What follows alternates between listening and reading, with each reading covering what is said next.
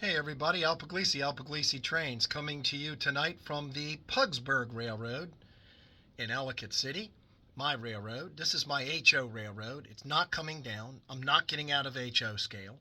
Yes, I'm going to be building another layout in the adjacent garage in O scale, 2-rail O scale.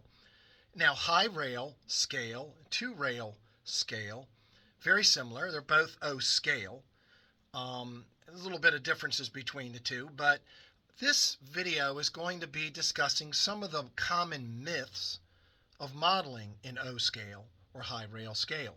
One of the biggest myths is you don't need a football field or warehouse to model in O scale or in high rail scale. You don't.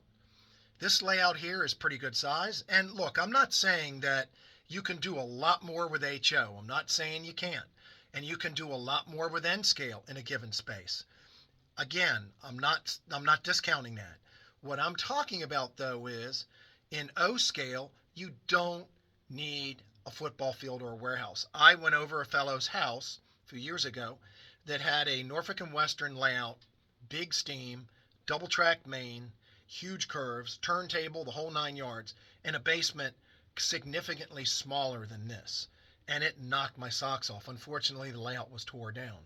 So let me show you a little bit of what's going on in my future layout, and then we'll dive into Adam Starr, his beautiful O-scale layout, and we'll talk about some myths of O-scale. Here's a panoramic view of part of my layout, and again, it's 23 by 32 feet, and I've got plenty of room here. If I were to model in O scale, I could have 54-inch minimum radius curves.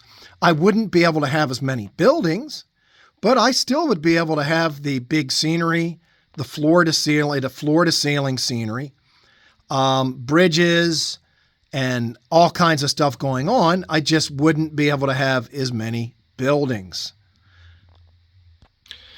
All right, my old garage that I've talked about, it's about 12 by 27 feet, and it's adjacent to the existing garage, which is about 16 by 28 feet, and the two of them will make an insane L-shaped O-scale layout, and you will watch that as it progresses. Now, I haven't started yet. I've got some buildings here you can see on the channel, the Pugsbury Bakery Complex in front of you, but let me show you something interesting. Now, as I build more O-scale structures, I put them on this table here. And this is Howard Zane's coal tower that I acquired from Howard, and some other Howard Zane designs in O-scale. I built the gas station and the Glab Fort coal, but I was looking at this a little while ago, and I said, you know, this table is only 30 inches wide, and it could accommodate one track, two tracks, a third track going through the center of the coaling tower, and a fourth track behind the coaling tower. I could have literally 1, 2, 3, 4 tracks spaced out enough to where I could have all kinds of craziness going on with sanding house facilities, coal house, the whole 9 yards, in a space that's only 30 inches wide. So let's go take a look at Adam Starr's beautiful layout and talk about some more of the common misconceptions about O-scale modeling. Okay, folks, I'm in another beautiful 2-rail O-scale layout owned by Mr. Adam Starr. He's gracious enough to let me film this and talking about myths of O-scale. A lot of this I didn't know. You don't need a football field to model in O-scale. And let me give you some examples. Here's another example. This run of track, there's 2 tracks back here, plus a main line and switches. We're looking at a 2-foot depth down this track. Again, I'm not saying that this stuff is tiny. And I'm not saying that, you know, HO is much more compact. It is, but I'm saying you just don't need, there's a lot of people out there that say, oh, I could never, ever put in a power plant in O-scale. I need 6 feet. No, this power plant's a Corber power plant here, and it's probably, looks like it's almost 3 feet long, but it's in the section of the layout that's 2 feet deep. And this long stretch of layout is 2 feet wide by maybe, I don't know, 12 feet long, if that. There's an awful lot going on in this scene, isn't there? Well, there's multiple sightings, cars, beautiful buildings, beautiful equipment, I might add. 2 nice big building facilities. And the width is under 3 feet. I would dare say it's probably 28 inches wide here.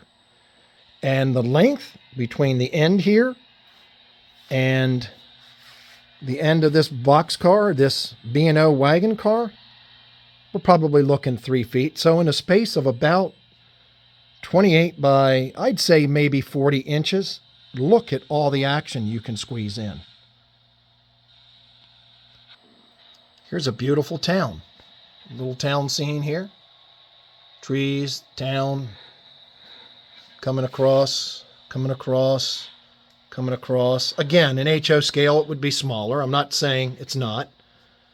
But what I am saying is this entire town here takes up about a 5-foot space. Not too big. The depth, I would say the depth there between the track and here is probably close to maybe 28 inches. Now let's talk about the downside, at least what I consider a downside. The 2-rail O scale does require a little bit more of a radius. The high rail scale trains can run on a tighter radius. High rail, 3-rail goes by 054 or 072. That's the diameter of the circle. So when Lionel or MTH high rail trains say minimum radius 072, they're talking about a circle of track is going to be 72 inches in diameter. Now, 2-rail O scale and HO scale and N scale use radius. Okay, so in HO scale, 24-inch radius means 48 inches in diameter for the circle. In 2-rail O scale, you can use a tighter radius. Adam, for diesels, what's the radius? Maybe 041 for diesels? I'd say as little as 3642 would probably be more reasonable. 3642 radius for diesels, and this is this is 058, but my layout's going to have this is a 58-inch minimum radius. My layout's going to have a 54-inch minimum radius, and that's a 9-foot curve, but that's big enough to run long passenger cars and Alleghenies and EM1s through it. So it does take a little bit more of a radius, but it's not that different because, folks, I know a lot of people that run HO scale brass, and there's a lot of brass locomotives that require 36-inch minimum radius or 38-inch minimum radius, which is, pretty getting up there. So you do need a little bit more room for curves, but it's not astronomical. Another beautiful yard. This yard's probably 4 feet deep. Now, the other yard I showed you was about 2 feet deep, but this one's a little deeper because we have some beautiful buildings on the outside of it. But just look what you can do. I mean, this is 4 feet and it runs down. Just a lot going on.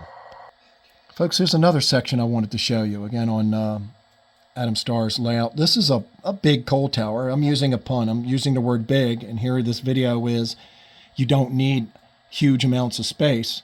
But it's a case in point. It's a good-sized coal tower, and we've got some beautiful brass locomotives ready to be fed. And let me come around. Okay, and let me show you. And the width of this scene, it's about 20, maybe 26 inches wide, maybe 28 inches wide. And the distance from here to the end here is probably, I would say, 3 feet. Not huge. And then here's another example of a turntable where you don't need a 4x8 sheet for a turntable. Now, this isn't a 130-foot turntable, but it's a good-sized turntable. And we have some compact space. where we've got some S1s sitting over here, big 6s, going into a 2-stall engine house to save some space. Another myth is, oh, I can't get accessories. Well, that's not true, because the same accessories for 2-rail O-scale are the exact same size and for the high-rail scale people. And there's a huge amount of accessories available now in O-scale. The horses in high rail or O-scale are all the same. It's an O-scale horse, it's an O-scale figure, O-scale details. Tons of details, tons of figures, tons of little details one can add. So it used to be, well, it was kind of hard to get details in O-scale, but not anymore. As a matter of fact, look at this. Oh, dude is a cigarette statue. Just all kinds of little details and things available now in this scale. I'm going to end this video with a little talk about the price of equipment. And this is a controversial issue, but there is an awful lot of 2-rail O-scale equipment on the secondary market, and it is very inexpensive. It is, I'm not going to say exactly what was paid for the particular items, but let's just say this. This locomotive was found at a show, and it cost no more than a DCC with sound HO unit. It didn't cost 3 times more than the HO unit. It cost exactly the same as a discounted HO unit. And a lot of the freight cars I'm finding, a lot of the rolling stock, might be $80 or $90 new, but it shows a lot of this rolling stock is readily available for $25, $35, $40 a car. Of course, some cars cost more money, but what I'm getting at is it is nowhere near as expensive as it used to be. Folks, if you like the channel, please hit the subscribe button. There's no obligation, there's no cost to subscribe. And the reason I'm asking for you to do that, YouTube pushes out videos based on subscription. The more subscribers, the more these videos get pushed out. I hope this video helped you a little bit if you're deciding on what scale to go with as far as trains. Please hit the subscribe button, and please hit the like button if you like what you saw. Thanks so much, and thank you, Adam Starr, for allowing me to film this layout, and we will revisit this layout at a later time on the channel.